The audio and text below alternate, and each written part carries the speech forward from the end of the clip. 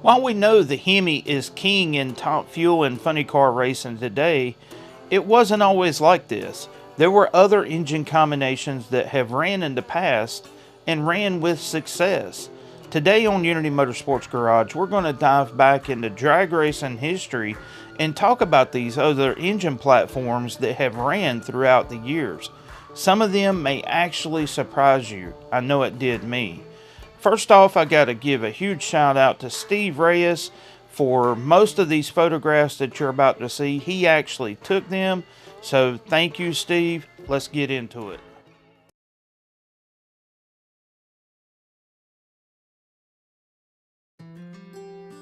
In the early days of top fuel racing, racers were actually presented a problem. People had been running the Ford Flathead V8 for years, but this was a turning point in engine development. Overhead valve V8s were coming out every year by every auto manufacturer. So pretty much the racer was forced to get whatever engine that he could in order to run. During this time period, it wasn't uncommon to see Buick nailheads, Oldsmobiles, Pontiacs, small block Chevys, you name it, it was in a race car. But it was becoming apparent in the late 1950s that the Chrysler HEMI had a horsepower advantage due to the cylinder head design, and so you started to see a lot of Chrysler HEMIs in the fray. Horsepower levels were increasing nearly to 1,000 by this point in time, but the other issue that was at hand was traction. These cars did not have slipper clutches yet, they were direct drive, and tire technology was nowhere near to be found. So what this actually did was give the smaller, less efficient engines a chance to be competitive. The small block Chevy and the Oldsmobiles were the actually predominant engines during this time frame. What's the old saying, competition breeds innovation? Well, this was so true in the middle 1960s, with M&H Racemaster having a tire war with Goodyear and Firestone. Not to mention the development of the slipper clutches that was coming along. What this did was made the small block Chevy and the Olds obsolete, replaced by the big block Chevy and Ford's new 427 single overhead Camry. Let's go back in time and listen to Connie Coletta talk about these new tires and his input of what he thought they would do. The nearly incredible increase in speeds in drag racing, to the point where gas rails are running under 8 seconds for the quarter mile. Let's get the views of the Winter Nationals champion, Connie Coletta, the bounty hunter. Connie, what about these fantastic speeds? We've gone to a lot more work since Pomona.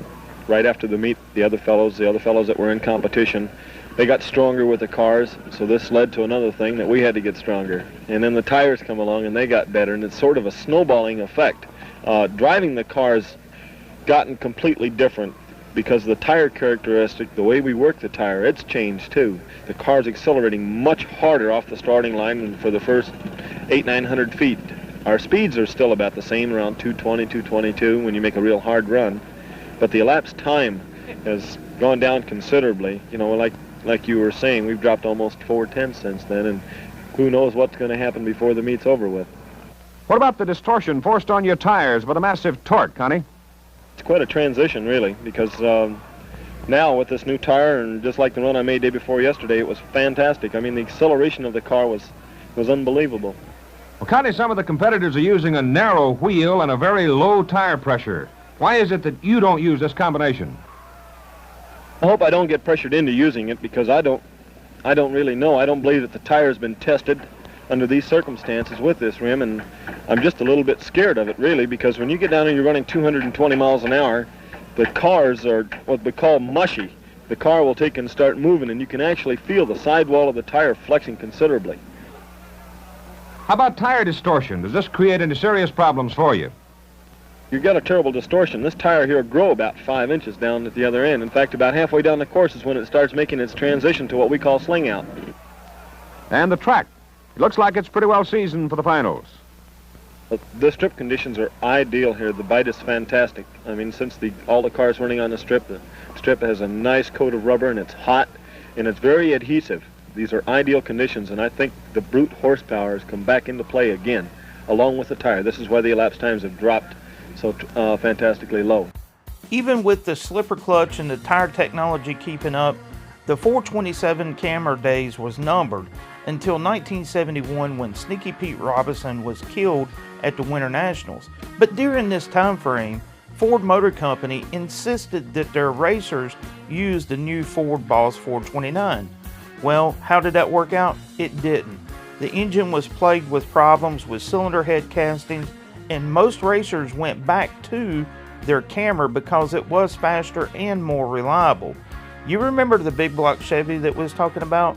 Well, we're going to talk about that more here in the future, but for now we're going to switch gears and go from the transition of a factory experimental to funny cars. It's an interesting story. Here's one of the real strong drivers and mighty cars in the factory experimental fuel class, and sometimes the gas class, Dick Harrell. Dick, good to see you again. Listen, one of the questions I get, and I think the people here watching can see this, wherever you go, huge crowds follow and gather around your car, even when you're working. Does this bother you? No, not too much, Pete. I feel like that if they're that interested, that just let them be, because I enjoy talking to people, and sometimes I can help them, and at least I know if they're watching us and they're all behind us. Let's take a look at this championship Chevy of yours, Dick, and see what makes it go. If you'll tell us, well, how much away from stock is it, actually? Well, the body shell and all is basically a stock Chevy tube. We've added a tube front end assembly, installed a larger engine, and fiberglass components for the light weight, and that's just about it, the extent of the modifications. And now what elapsed times will it go? Well, we run 920s and 930s in the quarter mile at 153 miles an hour. In the eighth mile, we run 598, 123 miles an hour. This is from a standstill. Dick, what does it feel like when you ride in a car of this type? Well, I don't know. I guess for the first time, someone that has never been in one, it's quite a thrill, and you realize the speed you're going. But most of the racers have worked up to this speed, and it isn't much worse on us other than just driving a family car, really, because we're aware of the speed, and it just doesn't seem like it's there. Now, you wear a flame suit and other protective gear. It must be a little dangerous. Oh, yes. We know the trouble that other cars have had, and with fires and etc., and our associations are real strict enforcing the rules because a lot of people don't realize the danger in running these cars, and we have to use shoulder harnesses, seat belts, full roll cages, and a complete protective fire suit. As you can see with this vintage footage, Dick Harrell, Mr. Chevrolet himself, things were changing drastically with a factory experimental. This class was originally set up to run big blocks with 2 4-barrel carburetors, but it didn't stay that way for very long.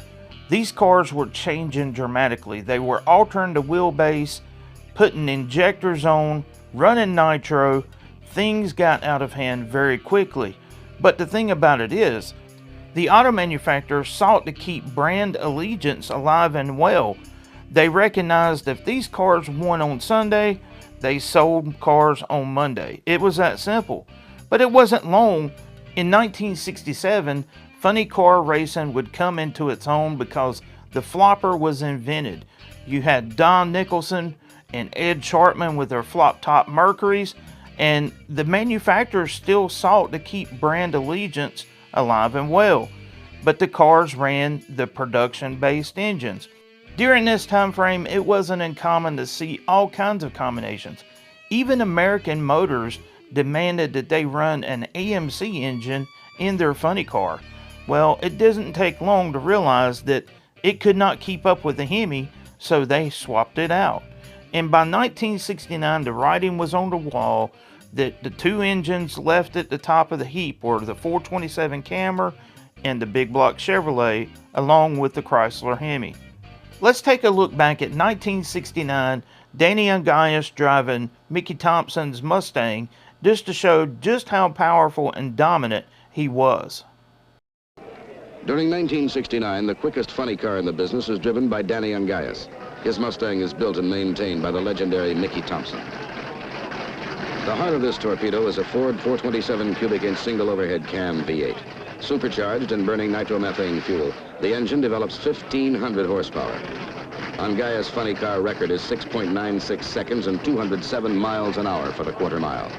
It's been an unreal season for us. We've won over 90% of the races that we participated in and won out of the 12 national events that we were very interested in. We've won 11 of the 12 so far. Well, I think it takes three main things. It takes a very good piece of equipment. When I say equipment, that's the chassis, engine, mechanical features. It takes an excellent mechanic, and it takes a good driver. By late afternoon, drag racing's process of elimination has weeded out all but Angaias and Leonard Hughes. 1/100th of a second separates their best times. Now they will face each other for the funny car title.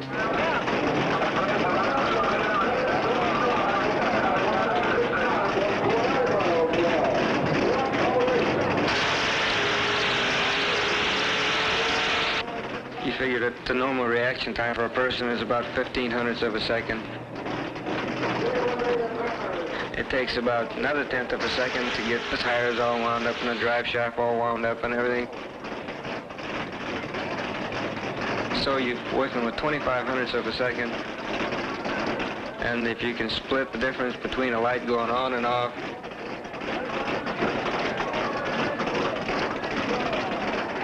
it takes a half a second for the light to go on and off, and it takes you 2500ths of a second to get moving. It's all something that's laid out before you, and you leave when the light's halfway off. I don't think there's anything magic, but it's really anticipation. Time comes to leave.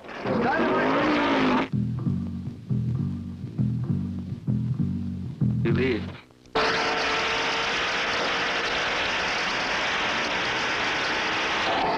When the time came for Danny Angaias to leave, he left. And he left in time to take the AHRA Spring Nationals funny car title with him. I made a prediction one time that a drag racing car would run 150 miles an hour in a quarter of a mile. Some of the famous magazine writers at that time poked fun at me, and I actually believe that we will see someday a 5-second quarter of a mile run in over 300 miles an hour. By 1970, the camera would be out of funny car racing. Mickey Thompson would go on to use the Boss 429 into about 1971.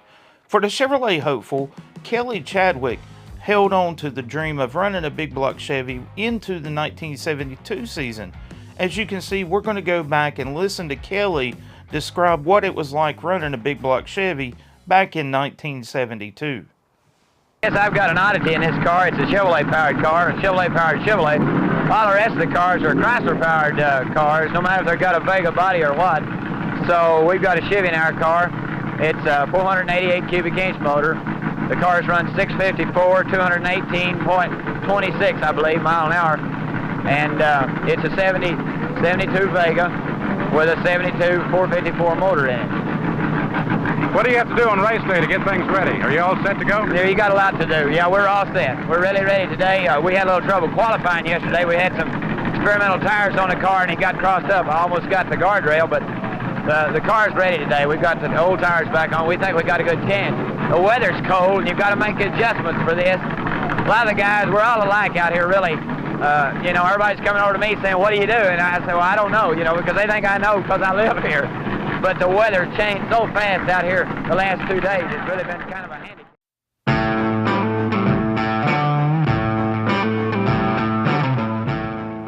By the middle 1970s, new life would be pumped into the big block Chevy in Top Fuel racing by none other than John Rodak. He developed a 481 cubic inch big block Chevy that fixed the limitations of the stock architecture. John made this thing bulletproof for Top Fuel racing, but the problem was it wasn't very serviceable between rounds, and crews needed to be able to tear down the engine, put it back together within 90 minutes. The Rodak 481X engine would prove to be the basis for Alan Johnson developing the 481X engine that's known and raced today, which is an amazing platform. But let's go back and watch this engine back in the day and show you what it could do. This is the world's fastest drag strip, Ontario Motor Speedway, and the best cars in the country throughout the world are here for this World Finals. We'll see some great action in all the categories. We'll start things off today with Top Fuel Eliminator. The first pair of cars we see, Tom Kaiser and John Rodak. Boy, there they are. You know, no matter how many of these events we cover, I still get excited first time I see those and hear those cars. I tell you one thing, Frank, this is one of the greatest races of all time with the best cars in the country. John Rodek, here's Tom Kaiser out of Lakewood, Colorado. You call him, I'm going down to the pits. We'll see you soon. First race, Top Fuel Eliminator, first round. John Rodek from Seal Beach, California is on the near side. Tom Kaiser out of Lakewood, Colorado.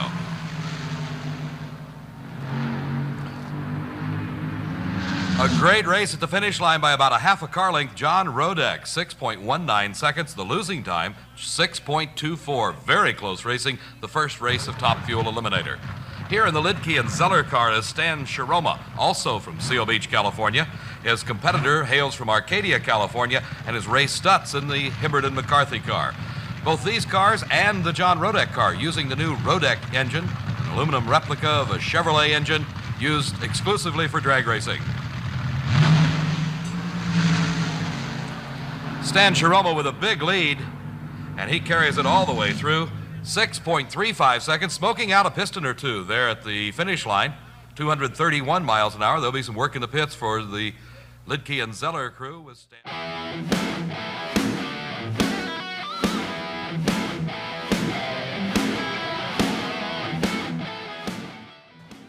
First, I apologize to my Ford fans out there. This is probably the best unexpected surprise that you could get.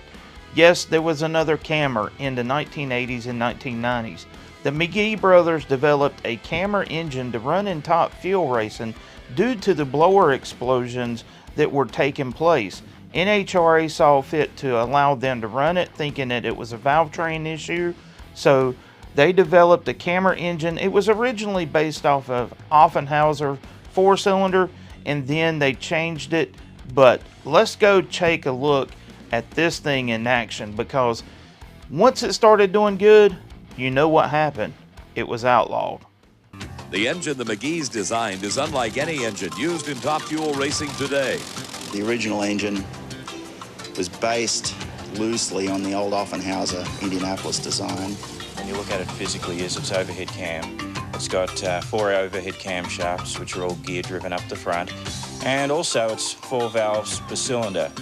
And this is a thoroughbred racing engine rather than, you know, a derivative of a production style engine. The number one consideration with most of the design work was to make it very easy to service. We also made it so it would use a lot of the accessories that were available out there. Phil and I sort of did every aspect of it, from making some of the wooden patterns, doing all the drawings initially, to the prototype machine work. We produce a lot of horsepower with it. People haven't really seen its true potential yet, you know, in the form of ETs. However, you know, a lot of the people out there now are noticing that our mile an hour is exceptionally good. This has been the hardest thing we ever took on. I mean, Top Fuel racing, in my opinion, is the hardest form of motorsport in the world. So it's a credit to the crew chiefs out there that have done so well. Actually, our racing career has been involved with a lot of ups and downs, and usually when we have started to win, we've actually been unstoppable for a long time. So when we get to that level here, look out. You know, it's just something we can't give up. We won't give up. The McGee Cammer was actually favored to be one of the first engines to go past 300 miles per hour in the quarter mile. Working alongside of Dale Armstrong and Gary Beck, this could have been an unstoppable combination if given the chance to work it out.